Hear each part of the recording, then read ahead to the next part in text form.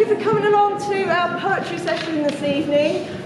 We have with us, I'm going to call you Simon because we've been having these conversations all day about silly names, but he's actually called Stephen Fowler. I'm Simon, hello everybody. Sometimes known as Arthur Fowler now in my mind because things have got very confused.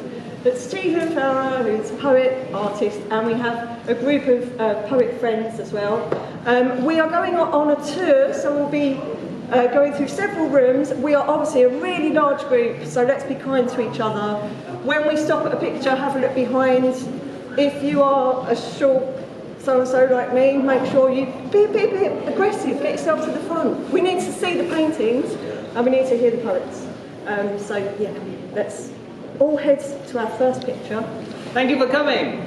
Follow Katy, the magnificent Katy. I should have introduced myself. Yes, hello everybody. My name is Katy. Tarbard. Lead on, Katy.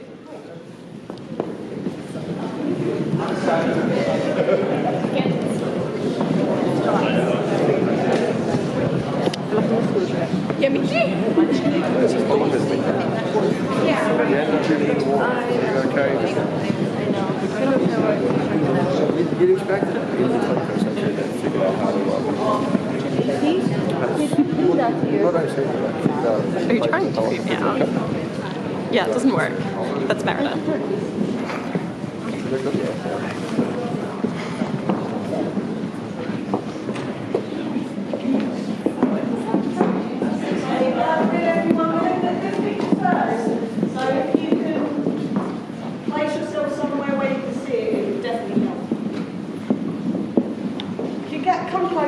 I've had a lot of Tic Tacs, which will be okay, of course. You can get in touching distance of me and Katy. You don't have to, but you can. Fantastic.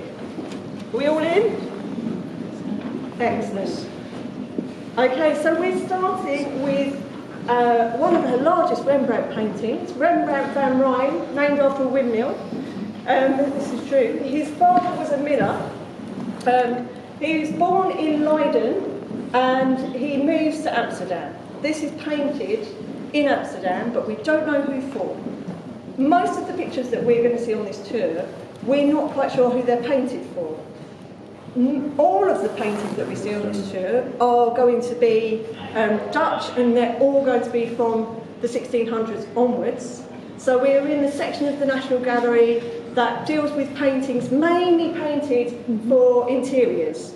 So these are the kind of things we can imagine if we were a bit wealthy in the 1600s and we were living in Amsterdam. This is what you're going to put in your living room, not in your living room, probably up in your dining room. This is the kind of thing that you would have, not what I have in my dining room.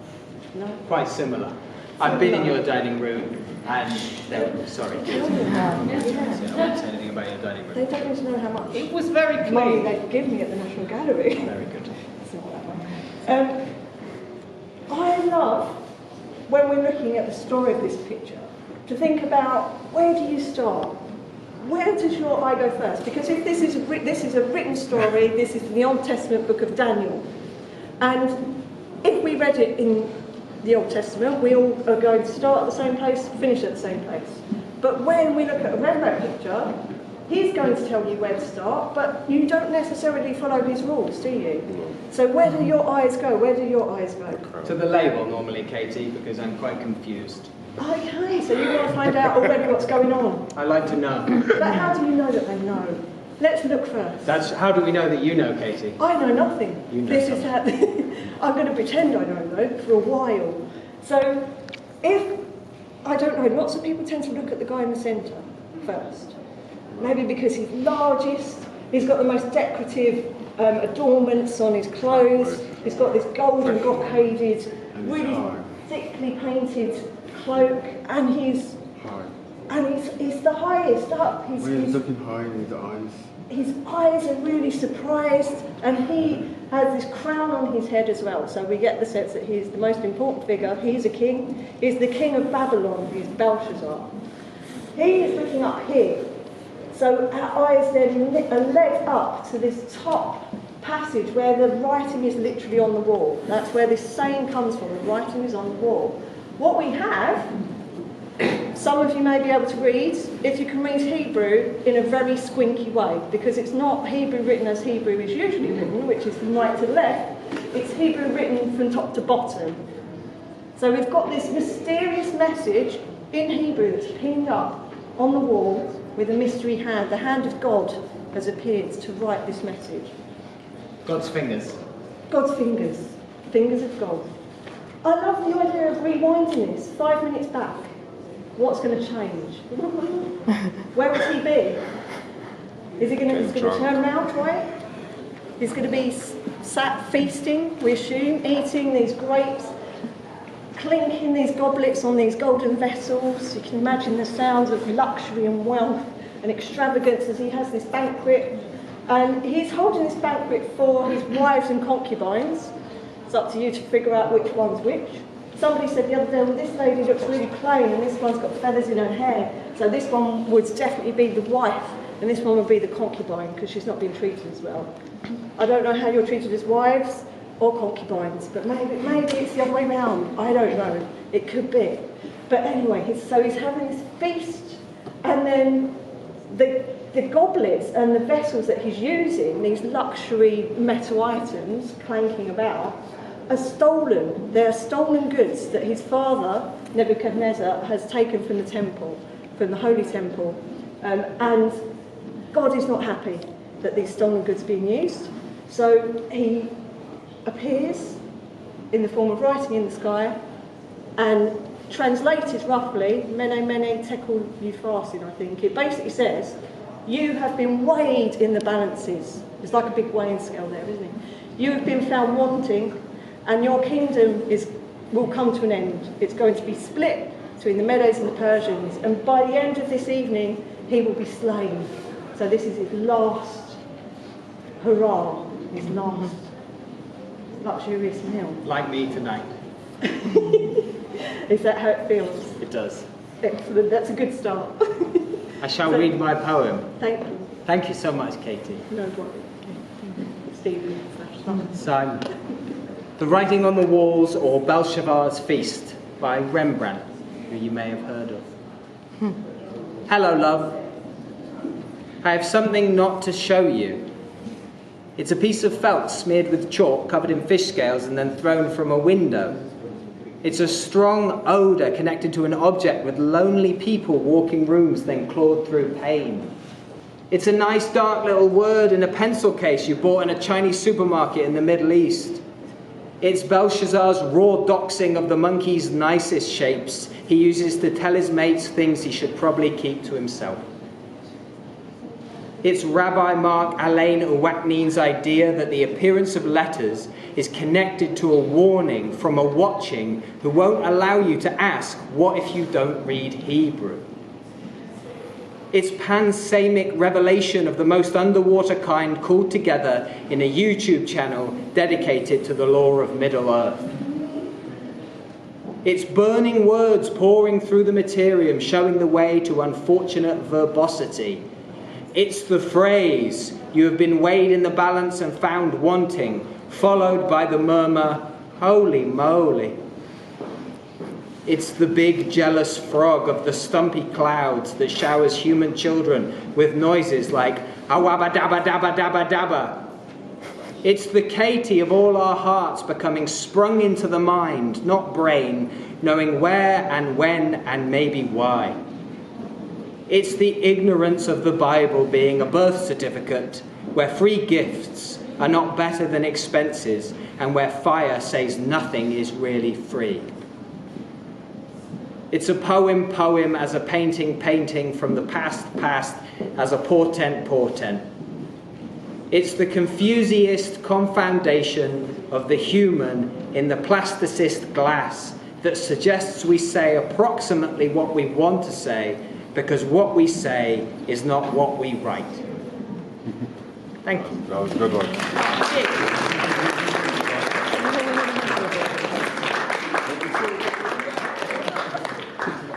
I would love to do a little bit. Could you be Belshazzar for me for 5 seconds? You're going to curse me to death now, Katy, Yeah. with God's hands. I just want to demonstrate something. Can you do that?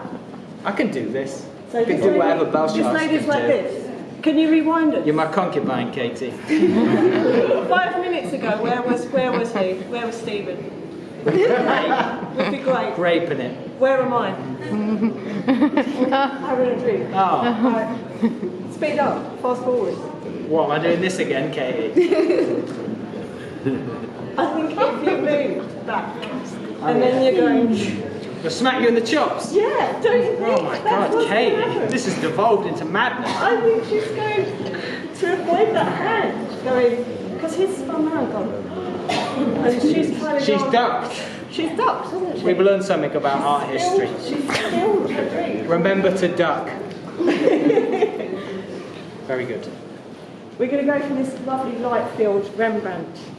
Where is Kayona? Could you introduce Kayona? Kayona Daley, ladies and gentlemen.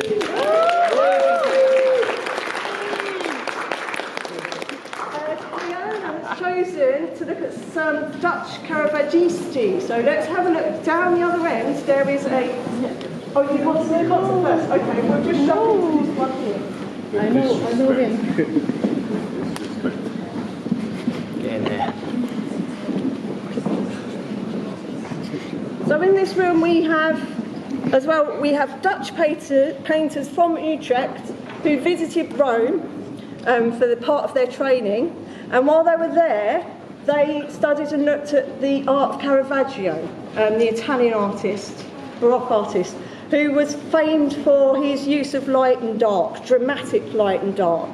And these artists, when they came back to Utrecht, then deployed this kind of dramatic lighting and close-up, sort of zoomed-in effect in their artworks. So Kayona is going to introduce, this is a Tarbard, and it's called The Concert, and we have a reading from Kayona for us. Thank you.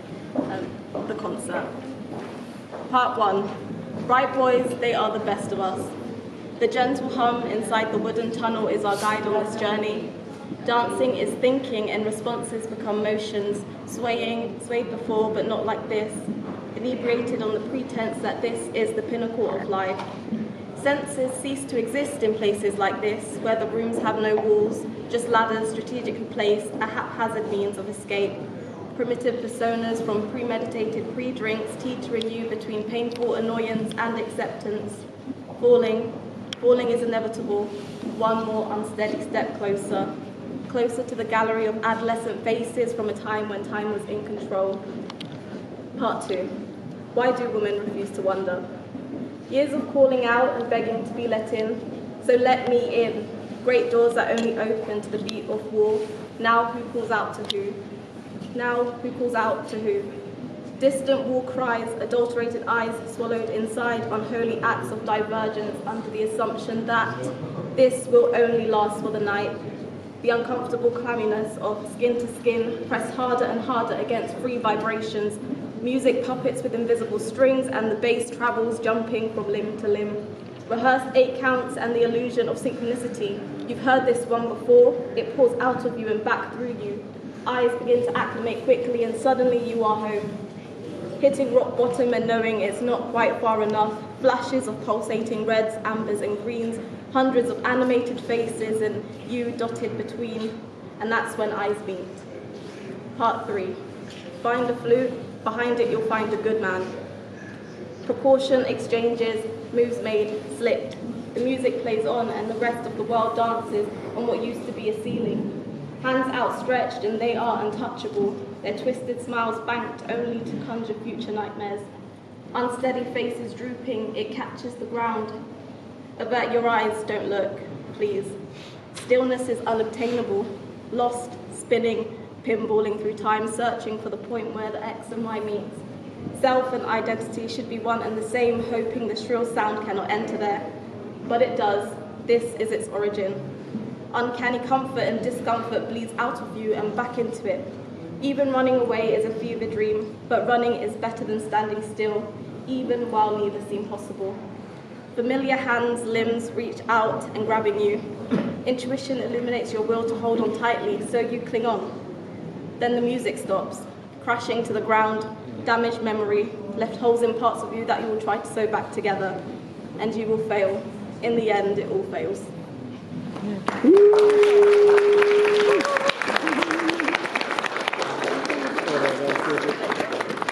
done, and the relief lasts a second because you have another one. So if we can move all the way down to the unfortunate poor chap on our board here.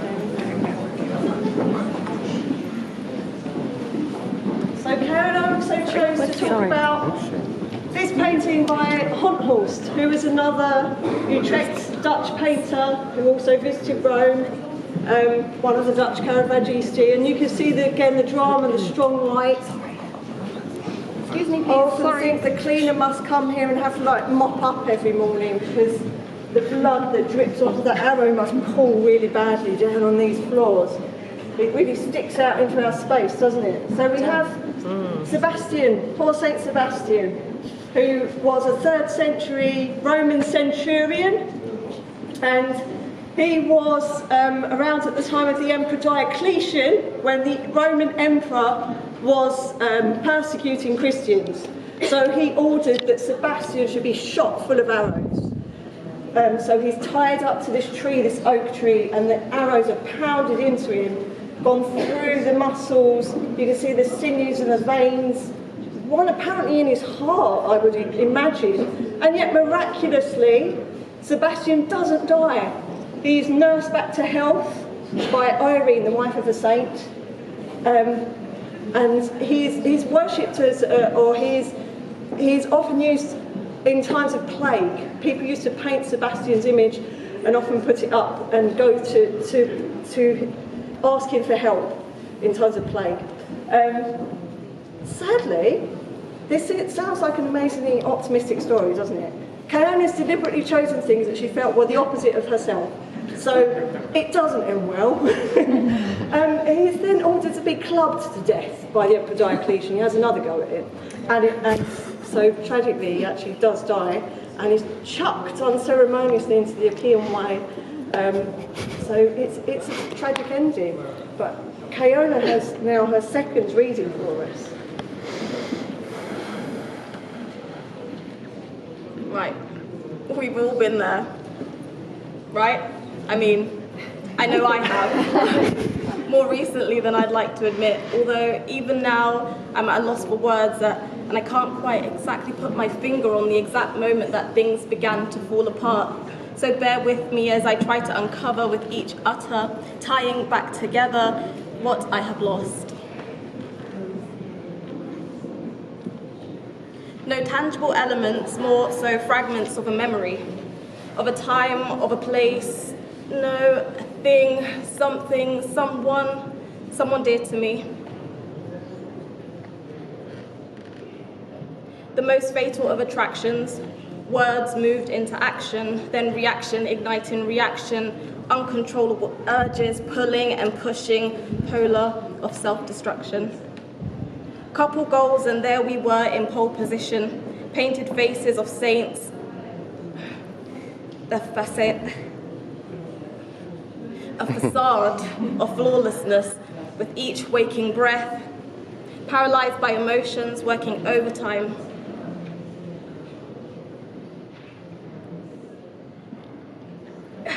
A stiffness befitting men like us. Yes, you heard me right, men like us. He and I, me and him, we are the same. Connected, interconnected, alive and, well, you know, exactly. A transfer of consciousness, an evolved armor, a woman. Once upon an acorn, a seed insignificant in its singularity, blossomed into an oak content with the days.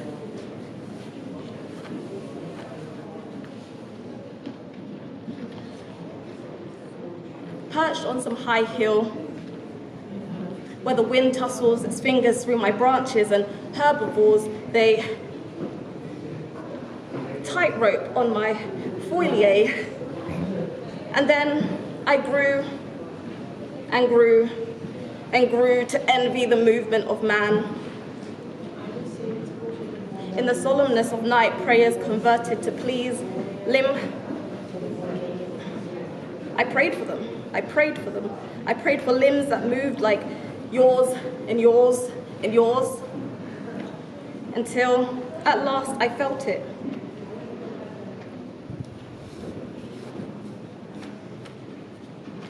The lashings of lightning and thunder, the cannonades of hail and sensations of wetness, then the warm slither wrapping itself around me, tighter and tighter, tighter and tighter, gripping, inhaling, exhaling, seduced, animated, fucked for a new face when many do it for free.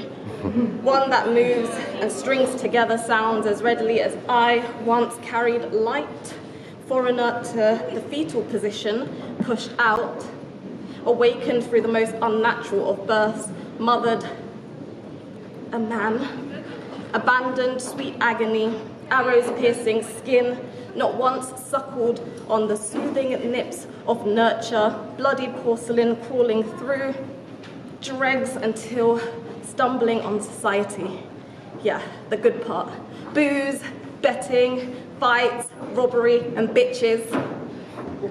Sorry, my language.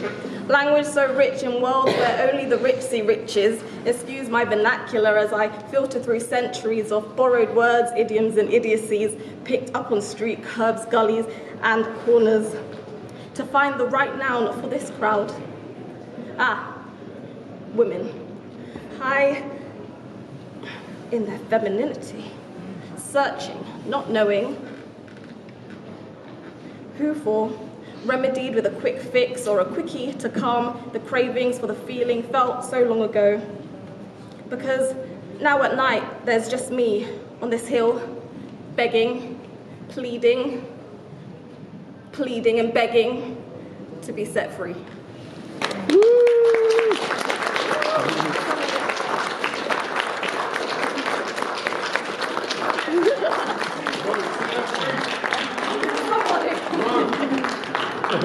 Okay, you've created your own problem there. We're just going to leave you like that. I feel like it goes with the look.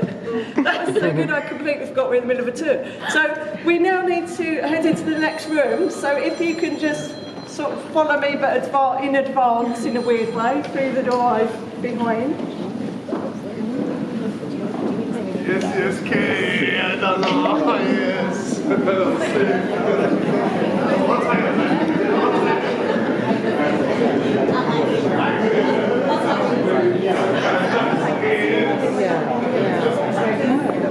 I do like that. I've done two of those before, but When was just like maybe on first line, something. Yeah, she first saw inspired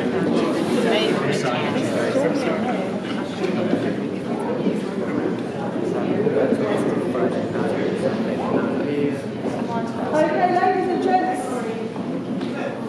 we are going to look at some Dutch still life paintings in these rooms. Tom is our poet. Tom Jenks, everybody! That's enough, that's enough. Okay, thank you. I'm going to be reading in response to two still lives. So first this one. So I'm going to read that, and then that one over there's a picture and speak a bit before that one. I'm just going to read this first one. Okay, so this is still life, living room with pine cone and yo-yo. One pine cone, two logs, 3 folded blankets, a cat grooming brush, rarely used. A box of 7-inch singles, including Take My Breath Away by Berlin from the soundtrack of the film Top Gun, and Ghostbusters by Ray Parker Jr. from the soundtrack of the film Ghostbusters. A paper knife from Paris with a handle the shape of the Eiffel Tower and the word Paris imprinted on the hilt. A printout of key facts about still life, pewter and silver vessels and crab by Willem Klaas Heder from the National Gallery website, font changed to Arial Black 19 points for better readability.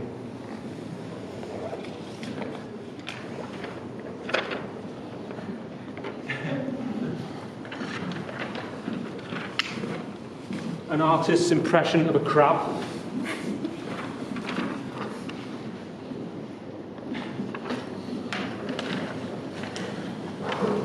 A large glass vase chipped on a mixer tap on the day of purchase. Most of the complete works of Charles Dickens. A small silver yo-yo string in need of adjustment.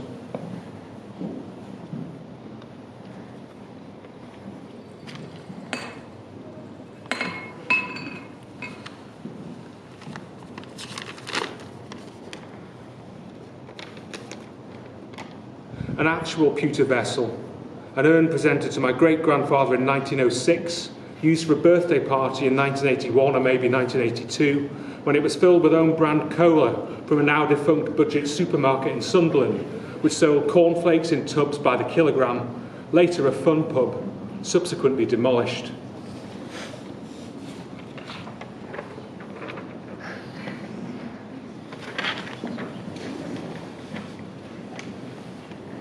"22 empty poster tubes and the empty box the poster tubes came in.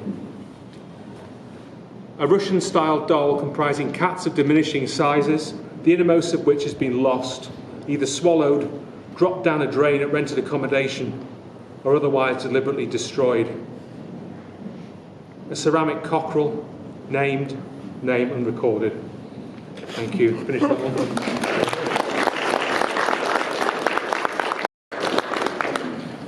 We can shuffle down the picture on the end of this wall.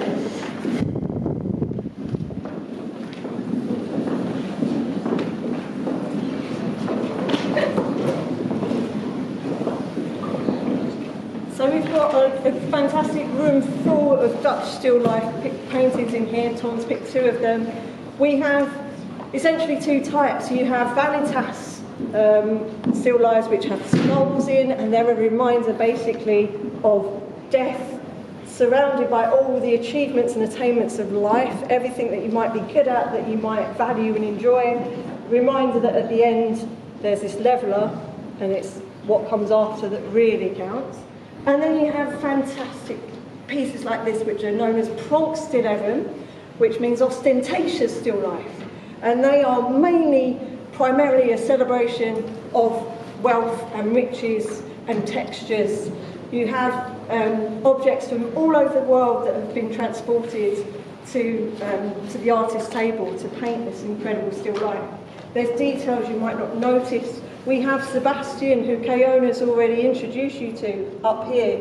Can you see a tiny silver suffering figure on the buffalo horn? Because this probably was painted, we think, for the Archers Guild in Amsterdam, and they owned that drinking vessel and they shared from that as it went around the table, communally drinking. We also forget there's a little guy down here who's known for his arrows. There's a tiny wooden cupid who's straining his back holding that table up, but his arrows are arrows of love, very different. So Tom's now going to Tom has a poem that he's written for this. Thank you. Another still life. Still life, office kitchen with apple. 6 cups, 5 upturned. 5 glasses, 4 upturned. A zip hydrofoil instant hot water boiler with a note stuck to it reading, "Do not turn this on," in red ink. A 1.7 litre capacity black plastic cookworks kettle.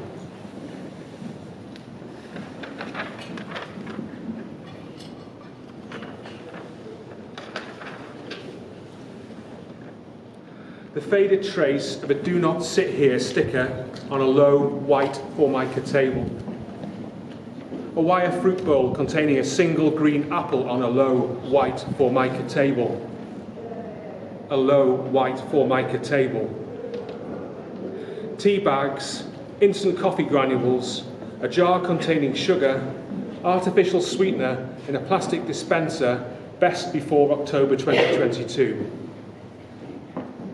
A digital radio tuned to either BBC Radio 2, BBC Radio 6 Music, Capital, or turned off, depending upon demographics. An inspirational poster featuring the quote, "I've learned that people will forget what you said, people will forget what you did, but people will never forget what you make them feel," framed, hung above a dead or dying cheese plant. A selection of trophies with inscriptions including female triathlon second place, Namco Funscape champions, and Step Challenge winner 2015. A printout of key facts about Willem Kaaf, still life with the drinking horn of the St Sebastian Archers Guild lobster and glasses, from the National Gallery website, not reformatted due to lack of time.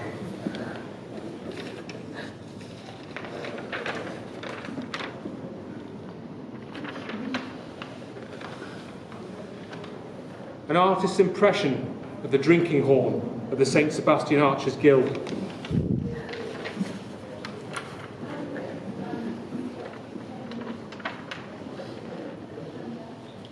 An early, abandoned draft for still life office kitchen with apple screwed into a ball, retained for use in the performance on the evening of 20th of January 2023 to make an oblique reference to conceptual art.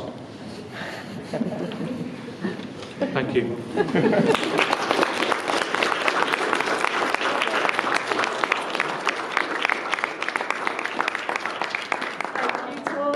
We've got not far to go. We're just heading to the next room again, so if you can head through the door to the left.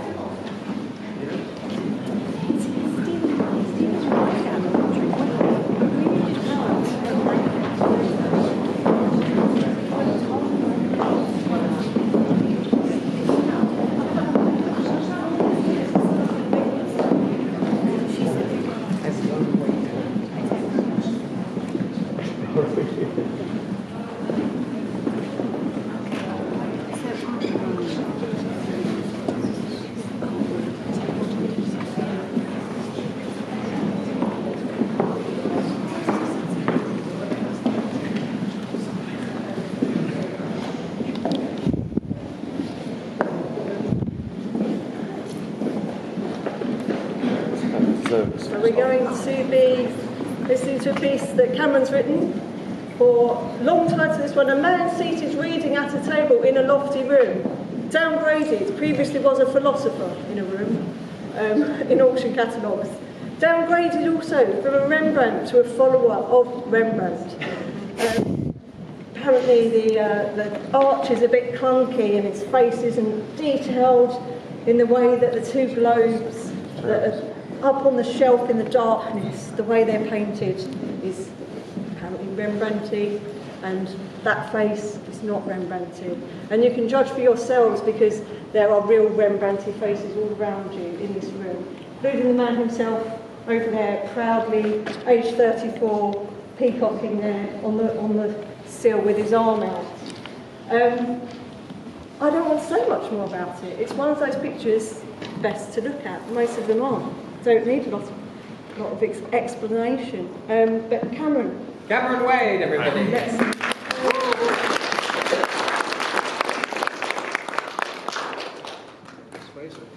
Hello, my name's Cam, and I thought there was going to be a lot less people here.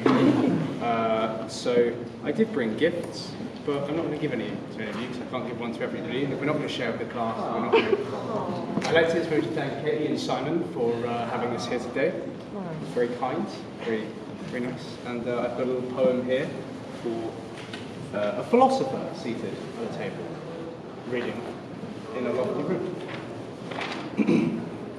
Isn't light a funny thing, bleeding in through sickly windows a shade greyer for the grime and pouring down from your Midas gaze onto the slim shoulders of garden children? But why favour one over another?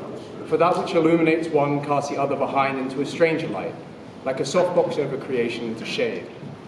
She said, "Are not two sparrows sold for a penny? Yet not one of them will fall outside of your father's care. But the sparrow doesn't fall to cast shadows," she said, "doesn't fall to mark the freedom of its outline on the frosty ground below. The sparrow doesn't fall to spite me, yet the sparrow still falls. Still casts a shadow across this desk, across the pulpit of this waking house, indifferent. And wake it does, waking with the breaking in the light, waking to it slipping in like a Sunday lover with beaming fingers that skim across the slushy puddle to stuff the face of rest with the blueberry jam muffin of pandemonium. Like a hand withdraws from a hot bowl, the shade retires from scrutiny. Redress and restitution for the fruit taken and held in the palm of the hand of the sinner and hidden there in the shade of the tree. All manner of malady can be found in that bite, the biting of that fruit's flesh like that of the inside of your own mouth, that flappy remnant of the last time it happened, chewed on absently into your sandwiches taste like pennies, the pink smell of a concussion. Even colour fades in shade, fades to greys, renders even the most vital shade of red quite black when it's splashed across the steps, across the unstained windows of this tiring house in which even the brightest day is only gold.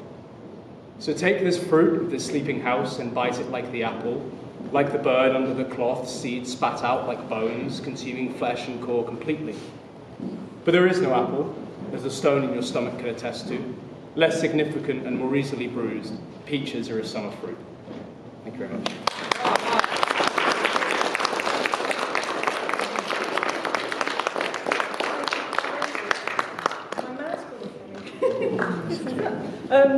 We have one more painting, which Stephen/Simon is going to read a poem in front of. So again, one poem for them.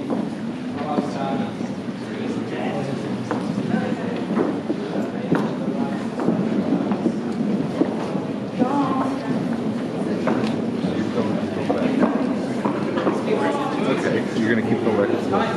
Yeah, that's great. Yeah, why not? Where are my minions?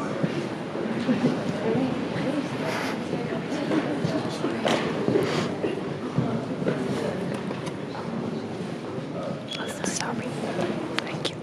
Brain like a sieve. Sieve like a brain. We used to have a lecture here called A Leaky Brain, which I think Professor Leaky Brain. A Leaky Brain. Brilliant lecture. But a leaky brain, that's, bad Simon. omen for somebody who needs to. Bad omen. Yeah.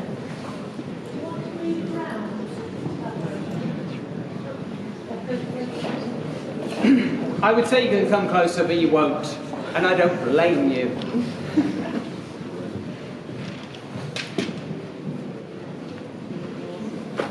Take it away, Miss Tarbard. Do you need? It's clearly Father Christmas, isn't it? Look at this smell.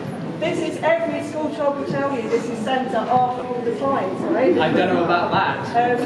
It does look like it, doesn't it? So this is Silenus, more commonly, lovingly known as the drunken Silenus. It's usually stomped on a donkey and following the gods of wine and revelry and having a good time, Greek Dionysus or Roman Bacchus. One of my favourite gods. Everybody loves Dionysus. Yeah. Surrounded by fauns, satyrs, half goat, half man, and bacchanalian revellers, and a guy who's playing two flutes. I would need to know if I could play them in The my old notes. double flutes. Yeah, everyone's had that moment. Bus stations all over the country. Yeah.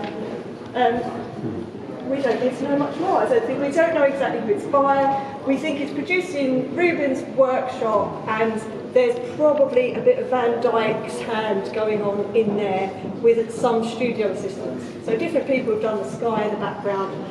The main drunken Silenus. There are many hands in this, and we don't know anything about it for sure, so I can't 100% tell you. That's plenty, Katy. Excellent. It's almost more than we can retain in our brains. A little bit of Van Dyck, a little bit of Rubens. What more do you need? A poem, perhaps? Yes. May I? Yes. Thank you, Katy. You're the best. My Place at 6, or Drunken Silenus, supported by satires, possibly by Anthony Van Dyck. Hello, the loveless. Well, we've all done it, haven't we? Found ourselves inverting our outer dermis with wine and some other alcolo to rinse out the unknowable pain of our daily beak. It's been normal since the days of the fauns, hasn't it? Where did you get your information from? Oh, I see. Here we have Silenus, or Silenius, as I've heard he likes to be called, as John Grant. He sings where dreams go to die, but that's presuming dreams exist, and aren't just our remembrance of that which our mind can't know because we are asleep. Aren't we asleep? No, I'm in my shoes. I'll tell you where dreams go. They go to paint, and in 2 dimensions. This painting depicts pipes and fruit, and I'll tell you what it makes me wish, that I was supported by satyrs. And for example, a detail you may have missed, the water on the grapes. How it steals specks of gold from the sun, clumped up on rays of catalyst for the creation of emerald and amethyst. And a right breast. Oh, thanks, Steve. Contemporary thinking actually thinks it was Van Dyck's brother Virgil, or his cousin Dick, who painted that, but it was actually I did that. Very specific. I'm afraid that's all I can say. He's a Rolls-Royce Defender. And the 2 pipes. One for sewage and the other for smoke, both equally as easily blocked. All this becomes a whole of debauched love, the like of which we rarely see nowadays. You have to pay for toilets now. But my walls at home are adorned with nudity, as I'm always sober, and metaphorically there is a satyr behind me right now as you read me with your eyes, and it too grips my muffin tops to steady my fall. Thank you very much.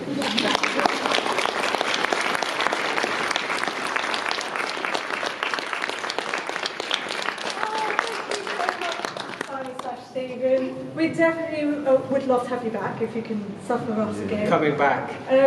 Thank you to all of the poets, and thank you very much mainly for everyone for coming along as well, because if we're just talking into the ether, there's no point in this, is there? I did do it, but I'm glad you were here.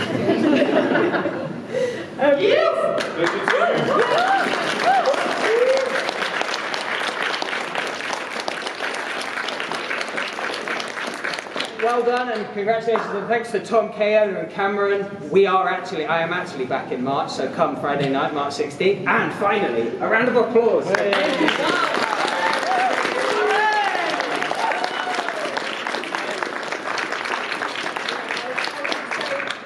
Please come back again. Keep an eye out on the website. We have our events always listed on there. The next one isn't quite on there yet, but it will be up in the next month or so.